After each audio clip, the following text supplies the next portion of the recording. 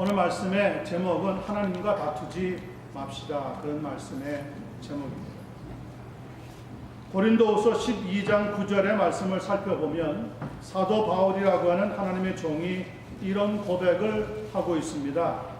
네 은혜가 내게 족하더라. 이는 내 능력이 약한 데서 온전하여 짐이라 하시더라. 이러므로 도리어 크게 기뻐함으로 나의 여러 약한 것들에 대하여 자랑하리니 이는 그리스도의 능력으로 내게 머물게 하려 함이라.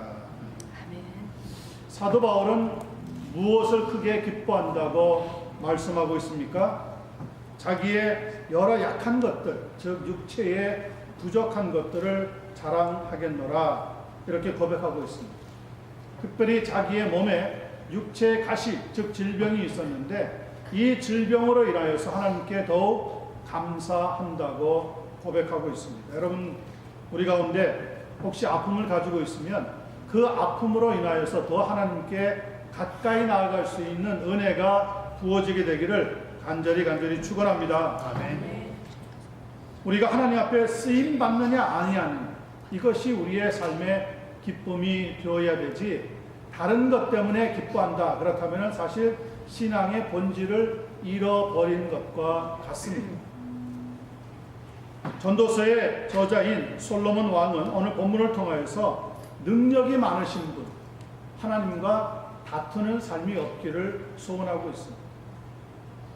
저희들은 하나님 앞에 원망하든지 하나님 앞에 불평하는 삶을 거두고, 우리의 비록 몸에 약함이 있고 병이 있고 아픔이 있다고 하더라도 그것 때문에 신앙을 포기하는 일 없이 더욱 감사하고 하나님 앞에 기쁨으로 나아갈 수 있는 그런 변화의 순간순간을 만들게 되기를 우리 주님의 이름으로 간절히 부탁을 드립니다. 아멘. 그래서 우리의 삶이 형편없는 삶이 아니라 누가 보아도 소중하고도 복된 인생으로 살아갈 수 있는 믿음의 성도들이 되시기를 예수님의 이름으로 간절히 축원합니다. 아멘. 자, 그러기 위해서는 우리가 무엇을 해야 하느냐? 먼저 본문 7절과 8절을 다시 한번 보시기를 바랍니다. 목적이 있는 삶을 살아가라고 부탁하고 있습니다.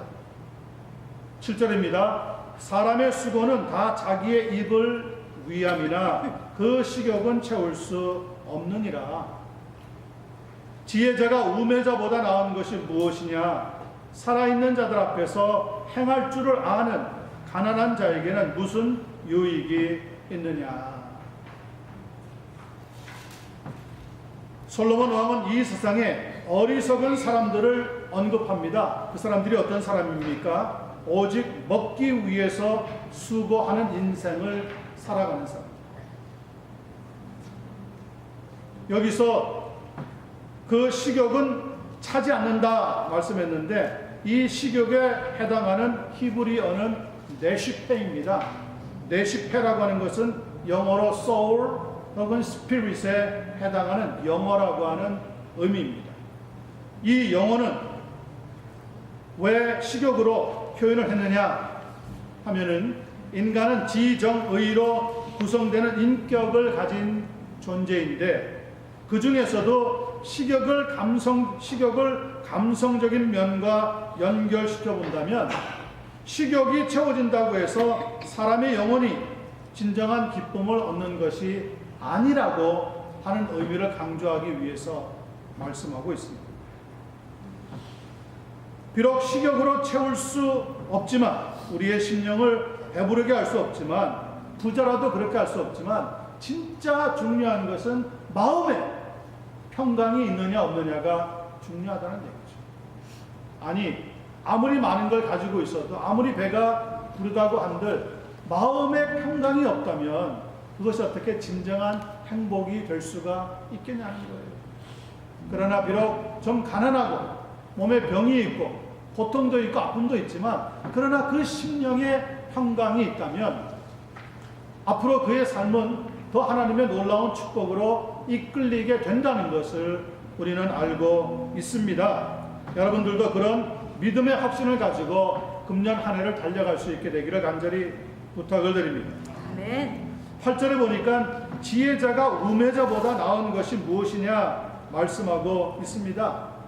우매자이든 지혜자이든 허기를 면하기 위해서는 음식을 먹어야 한다고 하는 면에서는 똑같다는 거예요. 아무리 똑똑하든 아무리 무지하든 사람이 살아가기 위해서는 먹을 수밖에 없다고 하는 면에서는 더 나은 것이 없다는 거죠. 중요한 것은 살아있는 자들 앞에서 과연 선한 삶을 살아갈 수 있느냐, 누구의 힘으로 살아갈 수 있느냐, 이것을 아는 것이 중요하다는 것을 8절에서는 강조해 주고 있습니다. 오늘 우리의 주변을 보면 고지식하게 누구의 도움도 받지 않고 자기 힘으로 살아가려고 하는 사람들이 꽤 있습니다. 그런가 하면 반대로 탁월한 처세술을 발휘하면서 부와 명예를 누리려고 하는 사람도 있습니다. 그리고 대부분은 그 중간쯤 가는 삶을 살아가는데요. 그렇게 부하지도 않고 그렇게 가난하지도 않는 어느 정도의 수입을 가지나 만족하게 감사하게 살아가는 사람들이 있다는 거죠. 저는 우리 성도님들이 물론 많은 부를 소유하는 것도 좋겠지만은 그 부 때문에 마음 상하는 일이 없이 평강을 누리고, 비록 때로는 수입이 적어도 몸에 아픔이 찾아와도 늘 감사가 충만해질 수 있는 그런 믿음의 삶을 살아갈 수 있는 한 분 한 분 되기를 간절히 소원합니다. 아멘. 저는 진정한 행복을 누리는 사람은 하나님으로부터 삶의 목적을 발견한 사람이라고 생각합니다. 지난 주에 한국에서는 꽤나 유명하다고 하는 교회가 구설수에 올라가지고 조금 시끄러운 적이 있습니다. 이거 오렌지 카운티에서 목회를 하다가 10수년 전에 한국으로 사역지를 옮긴 목사님이 지금 목회를 하고 있는 교회입니다. 그런데 목사님이라고 하더라도 한 곳에서 다른 곳으로 혹은 한 교단에서 다른 교단으로 옮겨가게 되어지면은 그 사역지를 옮기는 교회가 속해 있는 교단 신학교에 편입을 해서 최소한 1년 동안 공부를 마친 다음에 정당한 자격을 가지고 그 교회를 목회하게 되어집니다.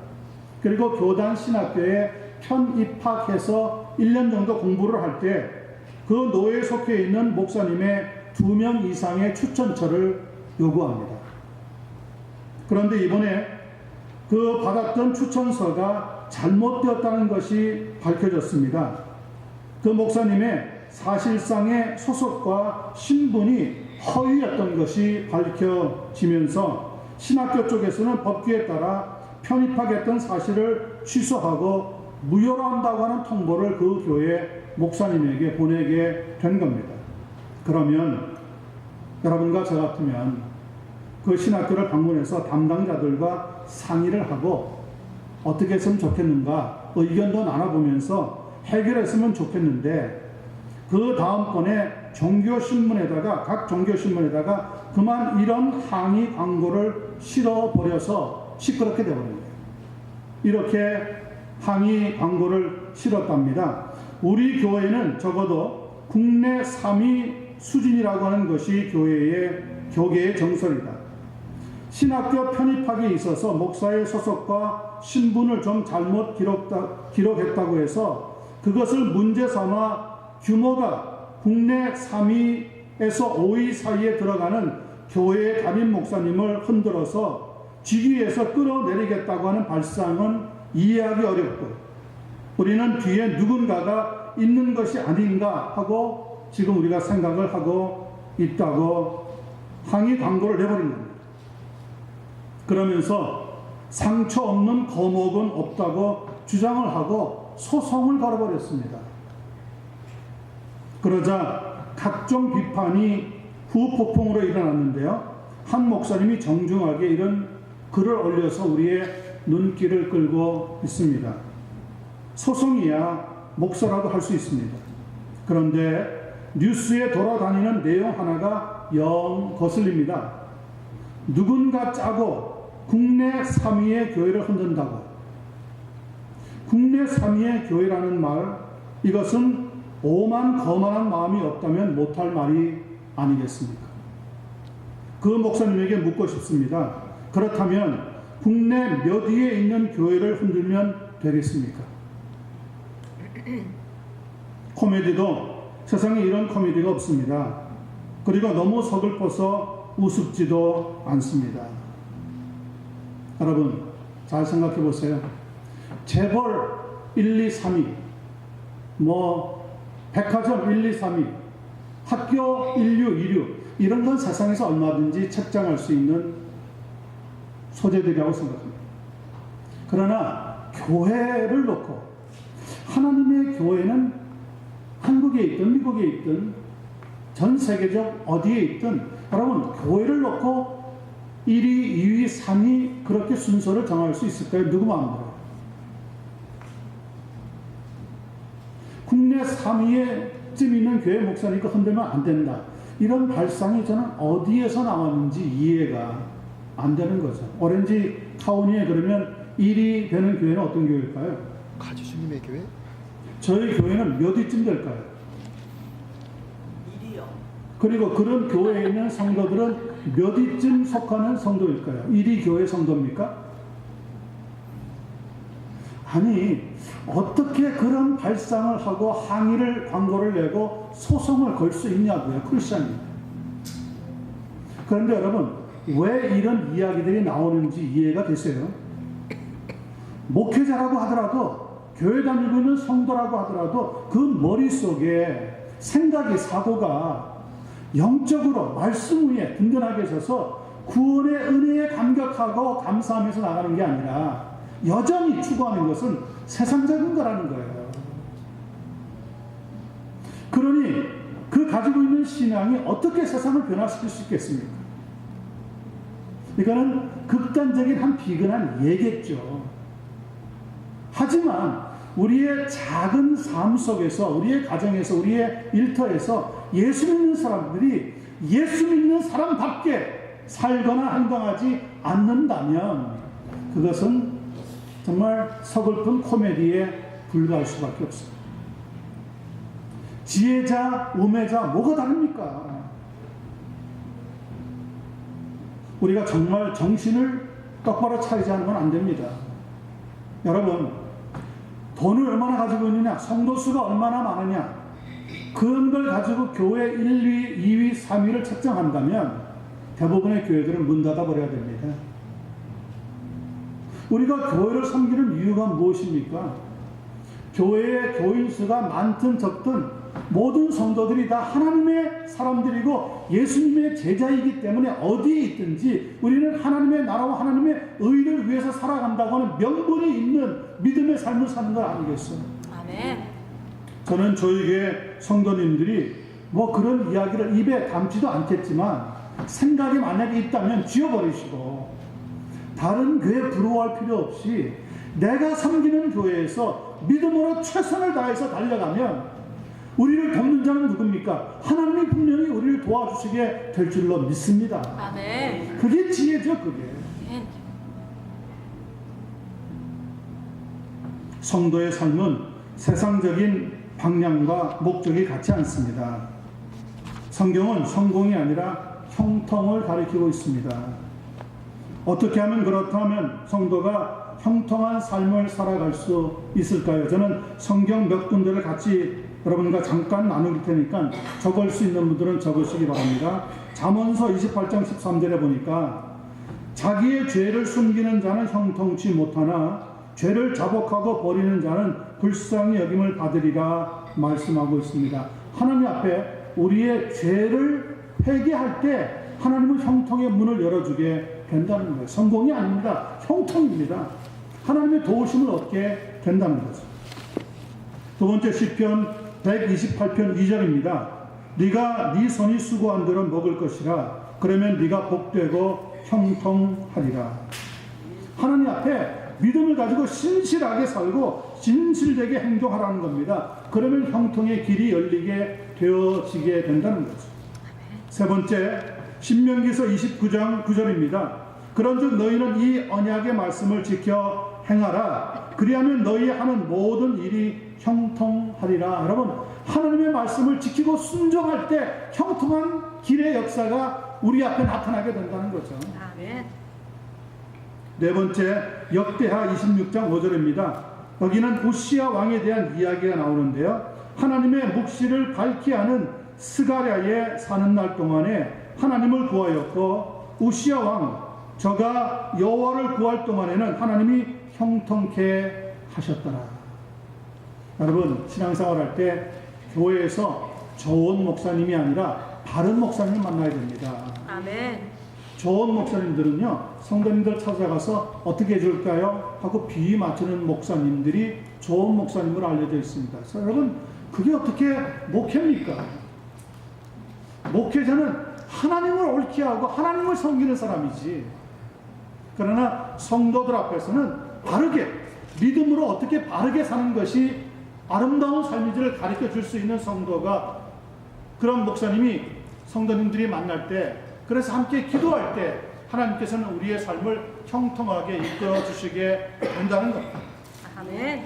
시편 122편 6절 보니까 예루살렘을 위하여 평안을 구하라, 예루살렘을 사랑하는 자는 형통하리라 말씀하고, 여러분, 섬기고 있는 여러분들의 교회를 위해서 간절히 기도할 때 하나님께서는 우리의 삶에 형통한 문을 활짝 열어주시게 된다고 했습니다. 하나님을 여러분의 인생의 목적으로 삼으시기를 바랍니다. 하나님께서 우리의 심령 속에 그럴 때 참된 만족과 기쁨을 허락해 주시게 될 줄로 믿습니다. 아멘. 두 번째, 9절 10절 말씀 보시기 바랍니다. 하나님을 경외하는 삶, 그것이 바로 복된 삶을 살아갈 수 있다는 거죠. 눈으로 보는 것이 마음으로 봉상하는 것보다 나으나 이것도 헛되어 바람을 잡는 것이로다. 10절입니다. 의미 있는 것은 무엇이든지 오래전부터 그의 이름이 이미 불린 바 되었으며 사람이 무엇인지도 이미 안 바 되었나니 자기보다 강한 자와는 능히 뭐 할 수 없다고요? 다툴 수 없느니라. 마음으로 공상한다. 뭡니까? 쓸데없는 생각한다는 거죠.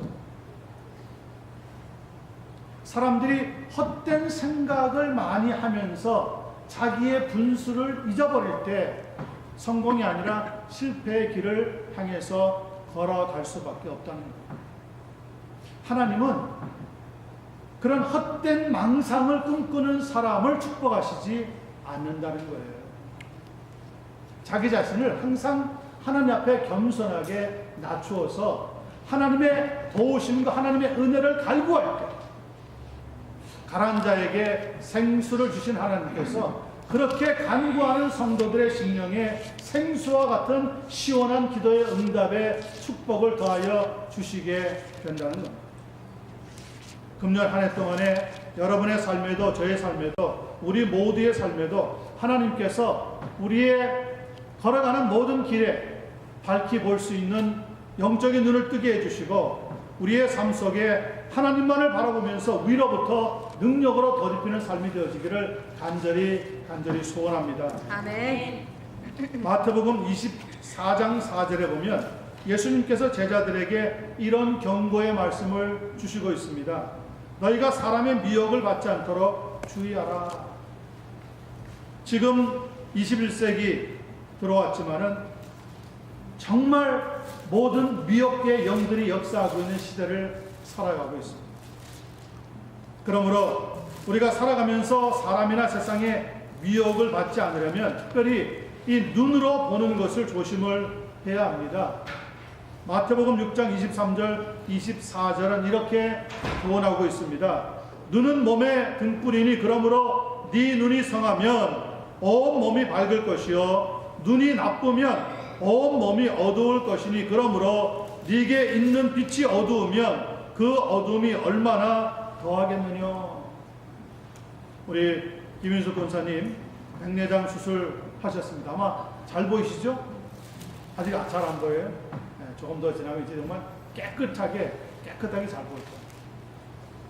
우리의 눈에 흰 막이 덮여서 우리가 보통 백내장이라고 부르는데 그것 때문에 사물을 볼 때 흐릿하게 희미하게 잘 안 보입니다. 그런데 그것을 벗겨내고 나면 얼마나 깨끗하게 정말 아이 눈같이 맑게 돌아오는지. 성경은 우리의 눈, 이 맑을 때 우리의 몸도 맑아진다고 이야기합니다. 물론 육체적인 눈도 맞지만 여기에서 말씀하고 있는 눈은 영적인 눈을 말합니다. 믿음 생활을 시작하면 이 영적인 눈이 열리기를 시작합니다. 마치 백내장 수술을 받고 나면 맑아지는 것처럼 예수를 믿고 나면 믿음의 눈이 열리고요, 영적인 눈이 열리고요, 우리가 걸어갈 수 있는 앞에 길이 보이기를 시작을 합니다. 그래서 우리가 이 평강의 길을, 의의 길을 달려갈 수가 있게 되는 거죠. 그런데 이 눈이 잘못된 것 혹은 세상에 추하고 더러운 것을 보면서 미혹되다가 보면 안 봐도 되는데 보면서 우리의 몸과 영혼이 망가지게 되어버립니다. 주일학교 다니시면서 여러분 그런 찬양 노래 배우셨는지 모르겠어요. 네 눈이 보는 것을 조심해. 네 눈이 보는 것을 조심해. 네 눈이 보는 것을 조심해. 위에 계신 주께서 사랑스레 보시네. 네 눈이 보는 것을 조심해. 하나님이 우리의 모든 삶을 위에서 보고 계시기 때문에 우리도 우리의 눈으로 세상을 바라볼 때 정말 하나님이 원하시는 삶을 그려가면서 이 눈을 사용해야지 세상에 좋은 것, 세상에 아름다워 보이는 것, 세상에 갖고 싶은 것을 쫓아가다가 보면 영적인 눈이 백내장에 걸려서 보지 못하게 되어버리고 만다고 하는 경고죠. 그래서 왕궁에 살아갈 때 별하별 음식을 다 먹었습니다. 눈으로 볼 때 얼마나 좋은 음식을 많이 먹었겠어요? 눈으로 볼 때 얼마나 좋은 옷들을 보고 입어보았겠습니까? 눈으로 볼 때 얼마나 귀한 보석들을 만지고 또 취해보기도 했습니까? 그런데도 솔로몬의 삶에 희락이 없더랍니다. 솔로몬 왕은 나중에 인생이 너무 허무하다고 느낄 정도까지 도착하고 말았습니다. 왜 그럴까요? 그 속에 있는 하나님을 향한 영적인 눈이 점점점 감겨져 갔기 때문에 그런 거죠. 우리의 영혼이 어두워지면 세상에 밝아질 수밖에 없습니다. 그런데 세상에 대해서 점점 어두워지면 우리의 영적인 빛이 발하기를 시작합니다.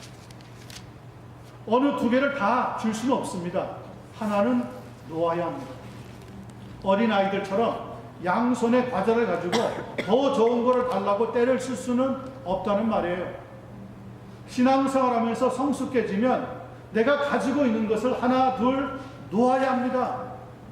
그리고 하나님이 내 손에 채워주시는 영적인 복으로 살아갈 수 있는 삶이 되어야 합니다. 가장 좋은 것은 그러므로 우리의 심령이 공허해지면 안 되는 거죠. 무려 약 400년 전에 명상집 팡세라고 하는 글을 썼던 이 파스칼이라고 하는 사람이 아마 어쩌면 지상에서 가장 뛰어났던 천재 수학자이고 물리학자로 불리웠을 거지만 이렇게 겸손하게 신앙을 고백한 적이 있다고 합니다. 사람의 심령 저 깊은 곳에는 빈 공간이 있어서 그 무엇으로도 채울 수 없지만 오직 하나님만이 그 빈 공간에 공허함을 채워주실 때 사람은 자기의 가치를 발견하게 되어집니다. 저는 동의합니다. 우리 마음속에 빈 공간이 있어요.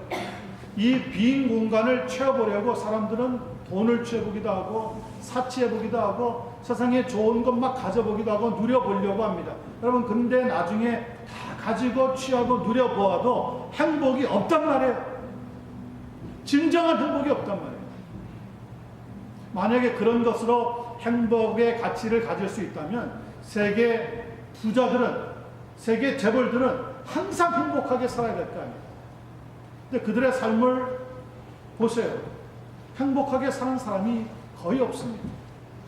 왜 그렇습니까? 사람은 영적인 존재인데 그 속에 빈 공간이 있단 말이죠. 이 빈 공간은 세상에 그 무엇을 담아도 채워지지가 않는다니까. 오직 하나님이 주시는 은혜, 하나님이 주시는 믿음, 하나님이 주시는 의, 하나님이 주시는 화목, 하나님이 주시는 평강이 채워질 때 우리의 삶에는 진정한 행복과 가치를 발견하게 되는 겁니다. 아멘. 여러분, 그렇게 허무한 삶이 아니라 하나님이 채워주시는 은혜를 가지고 행복하게, 화목하게, 평강을 누리며 살아갈 수 있는 우리 모두의 삶이 되어지기를 예수님의 이름으로 간절히 축원합니다. 아멘. 11절 12절 보겠습니다. 마지막 끝부분에 이런 말씀이 나오고 있습니다. 헛된 것을 더하게 하는 많은 일들이 있나니 그것들이 사람에게 무슨 유익이 있으랴.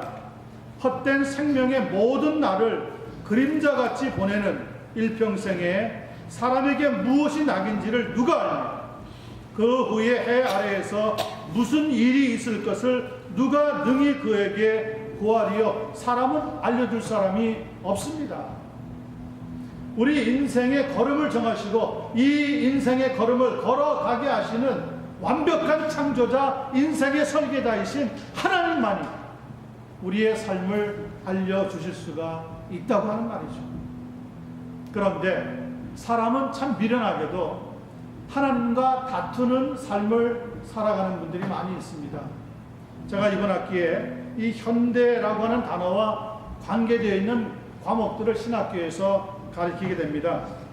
현대신학, 현대선교신학, 현대교회사. 하여튼 현대자만 다 들었습니다. 그런데 그 중에 하나 현대신학을 예로 들어보면 여러분, 신학자들이라고 해서 좋은 신학, 바른 신학을 가지고 있는 것이 아니란 말이에요. 현대신학은 지난 한 200년가량에 배출되어 있는 수많은 신학자들이 내놓은 이론을 살펴보는 시간인데요. 그 신학들 가운데 이런 신학들이 많이 있습니다. 자유주의 신학. 자유주의 신학은 하나님의 능력을 부정합니다. 하나님 아니더라도 얼마든지 이성을 가지고 사람을 행복하게 살아갈 수 있다는 거죠. 세속주의 신학. 왜 꼭 교회가 구별되어서 살아야 되느냐? 세상에 들어가서 함께 어울려 때도 묻히면서 살아야 한다. 이런 주장이 나오고 있습니다. 진화론 신학. 하나님이 세상을 지었는지 모르지만 그 이후에는 모든 게 다 진화의 과정을 지나가면서 발전하고 성숙해 가는 것이다. 신정통주의 신학. 성경은 하나님의 말씀이 아니라 하나님의 말씀을 담고 있는 것이다. 상황윤리 신학.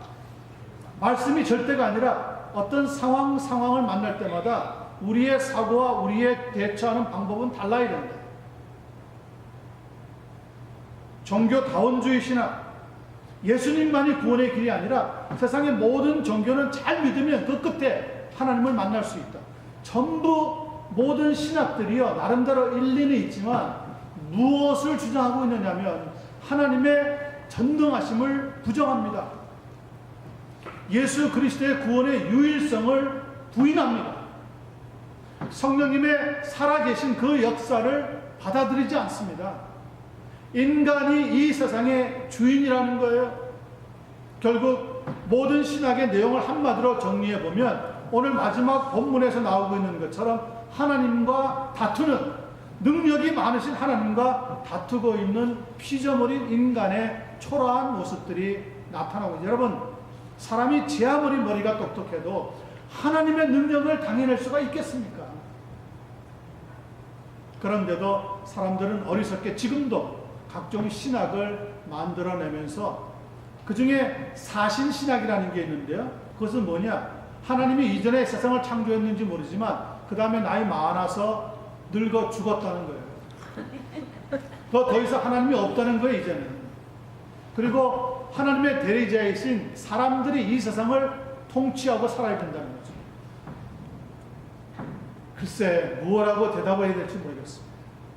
사람이 머리가 아무리 똑똑한 것 같아도 하나님이 보실 때는 미련한 인생을 하나님과 다투면서 살아가고 있다고 우리에게 가르쳐주고 있습니다. 여러분, 우리는 하나님과 다투는 그런 삶이 없이 늘 하나님을 바라보면서 감사하면서 만족하면서 하나님께 영광을 돌리는 삶이 이루어지게 되어지기를 간절히 간절히 소원합니다. 아멘. 이번에 미국의 45대 대통령으로 도널드 트럼프라고 하는 분이 취임을 했는데 그의 선거 공약대로 만약에 밀어붙인다면 앞으로 그의 임기 4년 동안에 아마 전 세계적으로 대재앙이 일어나게 되어 있습니다. 트럼프 대통령이 지금 벌이고 있는 정책들, 초안들을 살펴보면 각종 장벽들을 만들려고 애를 쓰고 있습니다. 그 중에 한 가지, 미국과 멕시코 사이에 국경 장벽을 세우겠답니다. 뭐 될지 안 될지는 모르겠어요. 미국 우선주의라고 하는 보호무역 장벽을 세우겠답니다. 이민 정책으로 인한 갈등 장벽도 세우겠답니다. 아마 하루도 앞으로 우리 4년 동안 여러분 교회든 사회든 세상이든 조용할 날은 없을 것 같아요. 하여튼 시끌악자지끌할 것 같아요. 저는 안타까운 입장인데요. 물론 그의 정책을 다 지지하지도 않을 뿐더러 그가 앞으로 어떤 정책을 펼치게 될지 참 불안합니다. 그렇지만 한 나라의 지도자로 뽑혔기 때문에 기도는 합니다.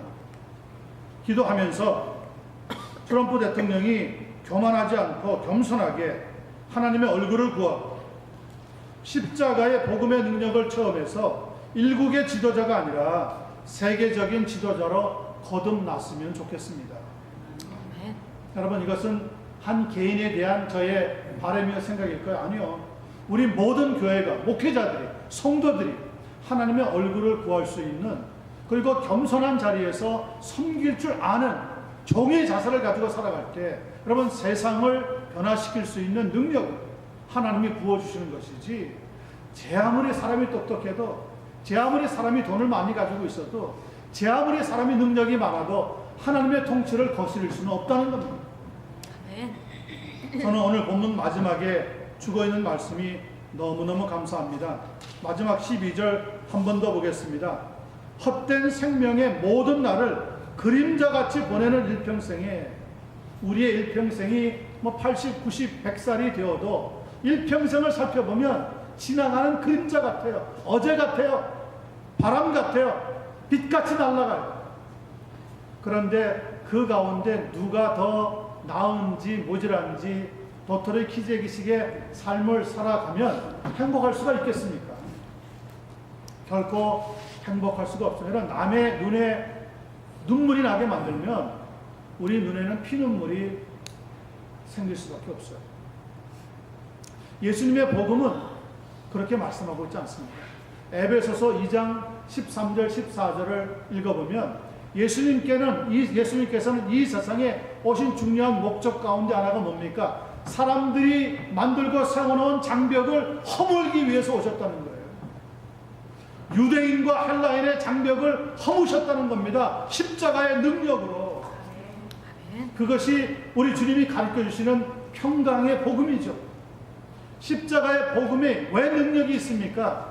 그 십자가의 능력 속에 사람과 하나님 간에 있었던 장벽도 허무시는 사랑의 힘이 있기 때문에 그런 거죠.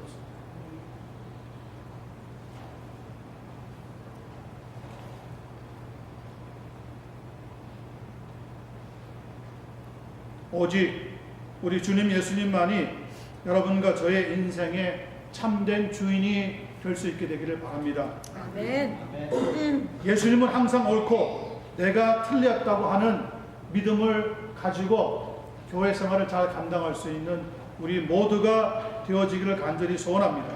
아멘. 다윗이라고 하는 믿음의 사람이 고백한 시편 133편에 있는 말씀을 잠깐 나누고 말씀을 정리하겠습니다. 보라, 형제가 연합하여 동거함이 어찌 선하고 아름다운고, 머리에 있는 보배로운 기름이 수염 곧 아론의 수염에 흘러서 그의 옷깃까지 내림 같고, 헐몬의 이슬이 시온의 산들에 내림 같도다. 거기서 여호와께서 복을 명령하셨나니 곧 영생이로다.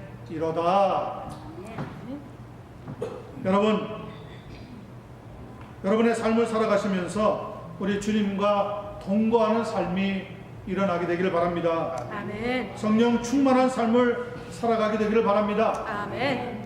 영생의 기쁨을 알고 이 세상이 아무리 어둡고 흉흉해도 우리의 마음은 하늘의 평강과 소망으로 가득 차서 매일매일 감사하는 삶이 이루어질 수 있게 되기를 우리 주님 예수님의 이름으로 간절히 축원합니다. 아멘. 기도하겠습니다.